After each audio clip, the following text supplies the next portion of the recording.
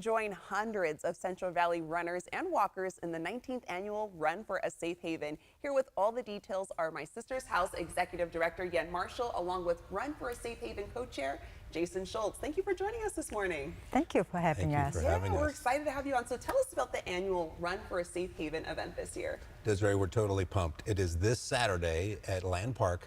Hundreds of folks from around the community for the My Sister's House annual fundraiser, and it is a 5K. Folks of all ages can come out and run and walk. There's a youth half mile as well. Kids can run as well. Bring your pets, bring your costumes, and there'll be music and crafts for the kids and vendors. This is such an important annual event for My Sister's House to raise money for the organization. Yeah, could you tell us more about that? Why is the Run for a Safe Haven so important?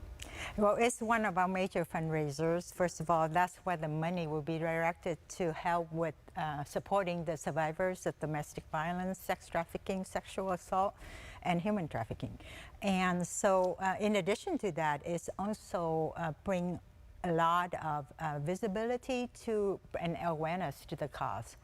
So it's good to, and then it's a way for us to really show how many different kind of resources we have to provide for our clients and supporters. Yeah, so a fun event, but for a really, really important and needed cause. Who can participate in the run? Well, anybody and everybody. Okay. And that's one of the cool things about this. It truly is a community event. As I mentioned, you can bring your pets out.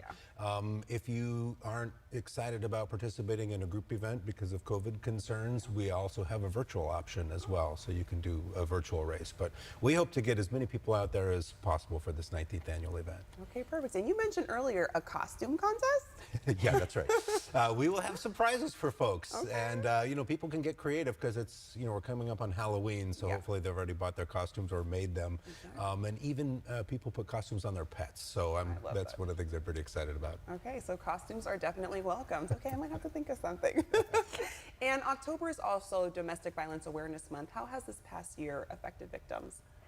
Well, coming out of the pandemic, the abusers are going back to work. So there is more privacy at home to make that important phone call. So we have seen steadily increase in the number of phone calls on our crisis line. So that's one of the reasons that I think it's important to bring awareness to this so that people know that there's help outside of the home. And with that, there's also, we also see an increase in the number of legal services that people come to seek help on. Yeah. So I think due to the fact that there has been so much tension at home during the pandemic where both the abuser, you know, stay home. So now that there's a chance for people to seek help, they are really going out there and ask for help, and that's why we're here, help supporting those who are reaching out. You know, we can provide services from legal service, you know, I mean, first of all, we provide safety because we have the shelters, and then we provide group counseling, therapy sessions, you know, a variety of service to ensure that the woman is going to be okay after making that big decision of leaving. Yeah. How have victims been able to access services during the pandemic and currently now as we're kind of coming out of the pandemic?